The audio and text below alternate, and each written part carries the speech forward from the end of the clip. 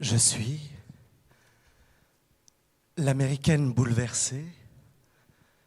Je suis Stacy qui danse la salsa.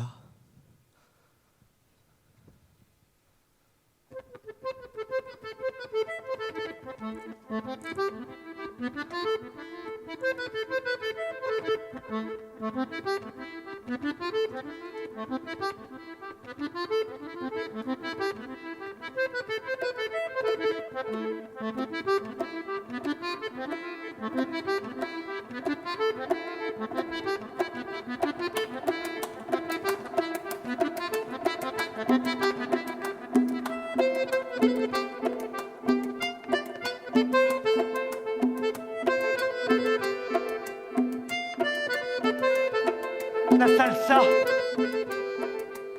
C'est pour ça que je suis venu. Pour danser la salsa dans des endroits comme ça. Vaste parquet de bal dont les fenêtres grillagées s'ouvrent grand sur la nuit. Il pleut. Des trombes d'eau qui déchirent le ciel et transforment vite les rues en ruisseaux. Una cantina traditionnelle. J'ai demandé au taxi. Il m'a débarqué ici, s'est retourné en souriant et a répété Una cantina traditionnelle. Il y a eu un blanc. J'ai observé sa dent en or et puis j'ai payé. Salsa. La ville entière, figée dans un sourire ultra gold. Depuis le Zocalo, la place centrale où évoluent les danseurs en habits traditionnels, jusqu'au faubourg malfamé, le même sourire de façade qui te fait les poches par derrière. Salsa! Ici, les gringos dégringolent des avions, il faut profiter de l'effet de surprise, le soleil, la chaleur, le dépaysement, et attaquer au lasso, fondre sur les meilleurs morceaux, les plus gros, les plus riches, leur présenter l'attirail, puis passer à la caisse coûte que coûte, leur faire cracher dollars, devises, ou la main dans le sac. Pas de quartier au pays du tourisme. Cancun, Paris, Tokyo, Acapulco, chacun sa peau et même combat. Salsa!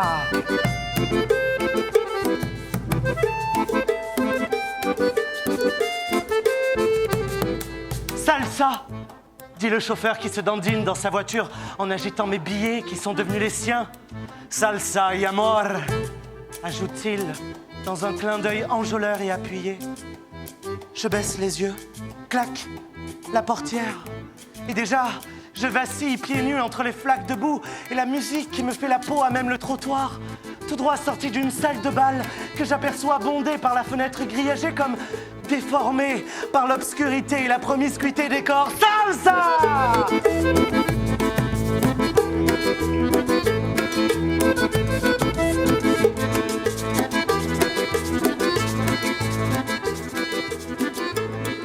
Sonné, je monte les marches et entre dans cette cantine à tête la première, comme si je culbutais corps et âme dans la gueule d'un des trombones qui composent l'orchestre. Bousculé, serré par les transes de ces couples qui s'enlacent avec fièvre, je n'ai pas le temps de me poser ni de commander un tequila por favor au serveur qui me frôle, plateau à bout de bras que déjà la mort m'invite à danser. Elle me saisit par la taille, m'entraîne au milieu de la piste et les autres couples s'écartent. Salsa!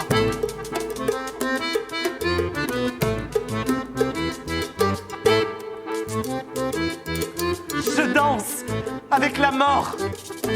M'a-t-elle donné rendez-vous ici, dans cette cantina traditionnelle? Un orchestre, une scène, un parquet et moi, dans les bras de la mort qui me fait tourner la tête. C'est une jeune mariée, robe blanche et tête de mort. Son maquillage parfait lui assure pour la vie santé, bonheur et descendance. Je m'accroche à ses grands yeux noirs. Elle ressemble à ce jeune danseur que j'ai filmé tout à l'heure. Celui qui dansait, une bouteille de cerveza sur la tête et qui m'a gratifié d'un sourire à fendre l'âme.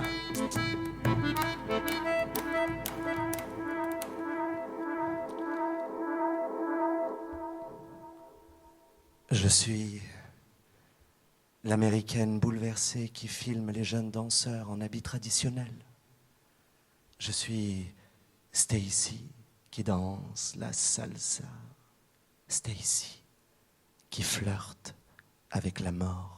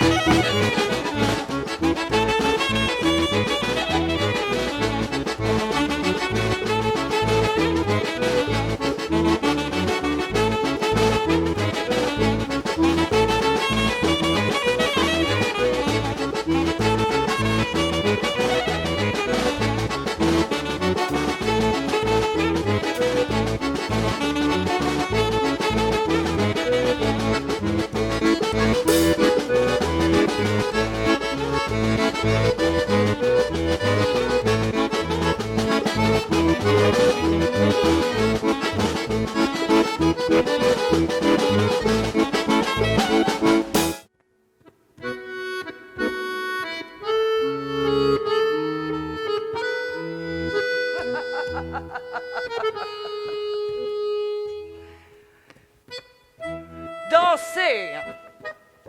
Une bouteille de cerveza sur la tête. La première fois que j'ai vu mon fils danser avec une bouteille de cerveza sur la tête, j'ai pleuré. J'ai dit, il peut nous arriver n'importe quoi, maintenant nous sommes sauvés. On a bien fait de prier ta mère jour après jour et depuis tant d'années. Hein. On a bien fait de prier ta mère puisque maintenant tu sais danser, une bouteille de cerveza sur la tête. Mes vœux sont exaucés.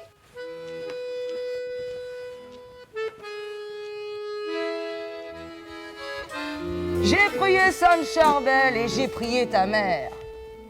Et le jour où la petite se l'est mise la bouteille sur la tête et que tous les deux vous avez fait la salsa, et je suis tombée à genoux et j'ai crié Alléluia.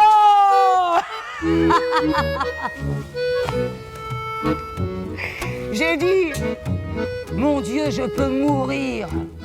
Mes enfants sont sauvés avec la bouteille sur la tête. Mais Sainte Charbel n'a pas voulu de moi. Et votre mère non plus.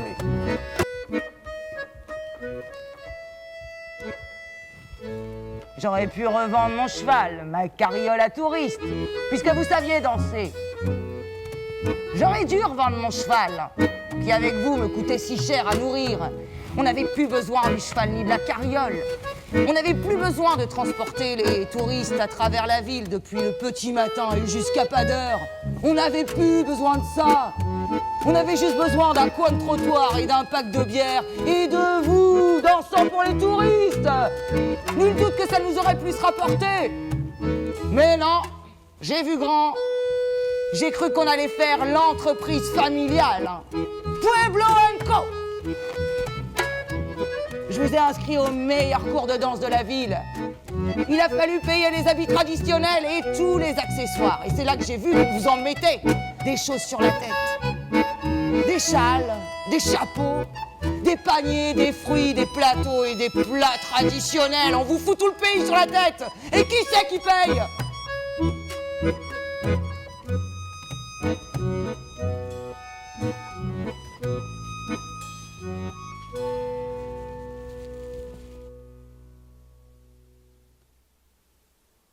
Je suis Emilio, le père du danseur avec la bouteille sur la tête. Et aussi de celle-ci, avec sa robe des 15 ans que je me suis saignée pour l'acheter. Si c'est pas malheureux, une si jolie robe. Je suis le père, et c'est tout ce qui me reste.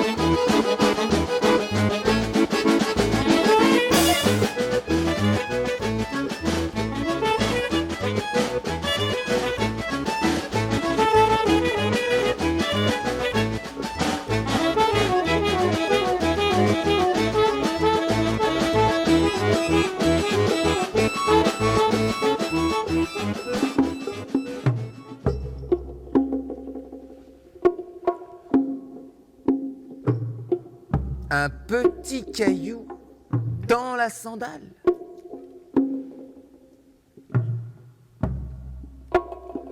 Une semelle, deux lanières, chaussures ouvertes à tous les vents. Les cailloux rentrent dedans. Et quand ça se met dans le pied, sous la plante, vous pouvez plus marcher. Alors dansez, pensez. Un petit caillou dans la sandale ou quelque chose sur le pavé. Toujours est-il qu'il est tombé et que ça ne lui était jamais arrivé. Même si j'avais bien vu cet après-midi que quelque chose n'allait pas. Les danseurs, quand ils viennent s'échauffer, je vois tout de suite quand ça va pas. Je suis un peu leur père, ou plutôt leur grand-père. Pépé José, il m'appelle. Alors pensez, je vois tout de suite quand ça va pas. Le moindre hiatus émotif et la tenue du corps n'est plus la même. Il m'arrive de gueuler, mais ils sont tellement à fleur de peau parfois. On dirait qu'ils sont en papier. Quand je gueule, ça leur déchire quelque chose en dedans. Ah, c'est incroyable. J'entends presque leur intérieur qui s'émiette. Et c'est toute une histoire pour recoller les morceaux et les faire tenir debout. Un danseur, une danseuse, quand ça va pas, il faut parler, ouvrir l'abcès et libérer les énergies. Et quand on y parvient, quelle récompense! Parce qu'un danseur, une danseuse qui atteint cette liberté, touche à la grâce. Et ça, il n'y a pas de mots pour parler de cette densité de vie-là. C'est comme un dialogue avec Dieu. Je m'égare, mais pas vraiment. Saïd Emmanuel, il a ça en lui, cette grâce de Dieu. Une légèreté du corps et une profondeur d'âme. Un don du ciel. Alors, quand il arrive s'échauffer et que ça va pas, ça se voit vraiment. On ne voit que ça. Et bizarrement, Saïd Emmanuel, ça va pas souvent. Plus d'une fois, je dis Ayam. Tout le monde l'appelle Ayam. Ayam, qu'est-ce que c'est que ces marques sur ton corps? Tout le monde sait ce que c'est que ces marques sur son corps. Je veux dire, ils en ont tous des marques sur le corps. Ça les empêche pas de danser. Mais tout à l'heure, Saïd Emmanuel, il n'avait pas que des marques sur le corps. Il avait des bleus à l'âme. Et un caillou dans la chaussure. Ou peut-être pas. Toujours est-il qu'il est tombé. Et que ça ne lui était jamais arrivé. Emportant dans sa chute sa partenaire Luli, et puis Adrienne, Mariella, Jacqueline et Ernesto. Toute une ligne de danseurs par terre. Un fiasco. Une tache sur la réputation de la Blanca, comme ils disent. C'est ce que m'a dit le maire de la ville, qui assistait exceptionnellement au spectacle.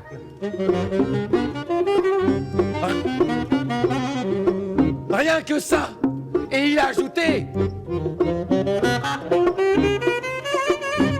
Monsieur José, la qualité de votre ballet n'est plus ce qu'elle était.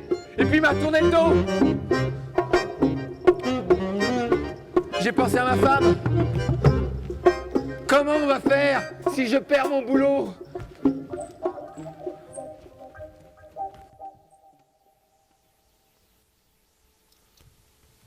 Je suis José. Pépé José, le professeur de salsa, également chorégraphe du groupe des danseurs folkloriques. Je n'ai pas vu ce qui se tramait. Carajo!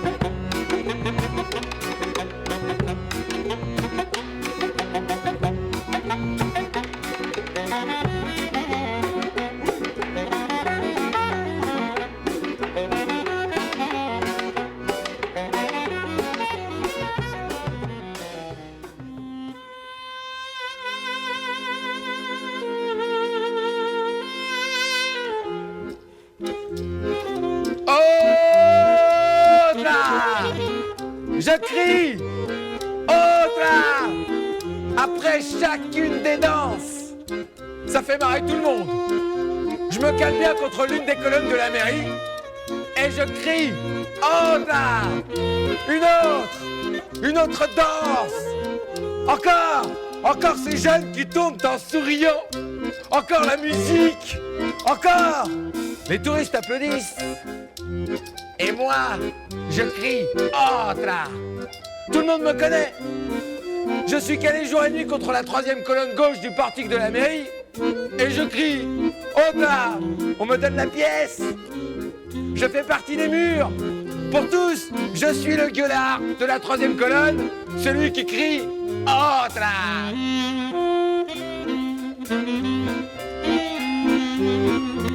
C'est mieux que Pedro, mon jumeau, qui mâchouille à longueur de temps sous le panier du Zocalo et qui n'est rien.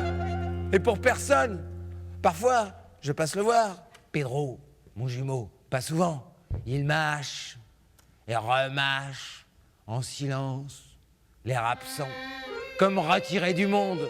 On est absent de quelques mètres et pourtant, on se voit pas souvent. Né à la sauvette, derrière l'une de ces colonnes, à peine le temps de se retourner, papa et maman, disparus. Il a fallu se débrouiller. Pedro, mon jumeau, s'est mis à mâchouiller et moi, je me suis calé contre ma colonne. J'y pense encore aux parents. C'est pour ça que parfois, je crie « Maman ». Mais la plupart du temps, je crie « Otra ». Parce que ça fait marrer tout le monde et que ça rapporte plus. Une colonne, un palmier. Finalement, qu'est-ce qu'on peut espérer de mieux? On aurait pu naître crevard dans un quartier de sauvages, sans eau ni électricité. Mais la vie nous a fait gueulards et mâchouilleurs en plein centre-ville. Ici, on fait ami avec les touristes. Hola, que tal bonita. Et on est aux premières loges pour les danses folkloriques. Mon jumeau, Pedro, on dirait qu'il s'en fout de la musique. Mais moi, je connais les prénoms des danseurs par cœur. Et je crie « Otra » après chaque morceau. Alors, quand j'ai vu tomber Saïd Emmanuel, en portant dans sa chute sa partenaire Luli, et puis Adriane, Mariella, Jacqueline et Ernesto, j'ai compris que c'était grave. Un peu comme la fin du monde. Mais sans me douter quand même de ce qui allait se passer. Il y a eu un blanc. Il y a eu un blanc. Il y a eu un blanc. Pépé José s'est tourné vers moi, l'air paniqué. Alors, j'ai fait ce pourquoi je suis fait. J'ai gueulé. Otra! Une autre chute! Une autre dégringolade! Une autre bande de jeunes qui se cassent la gueule devant tout le monde! Une autre!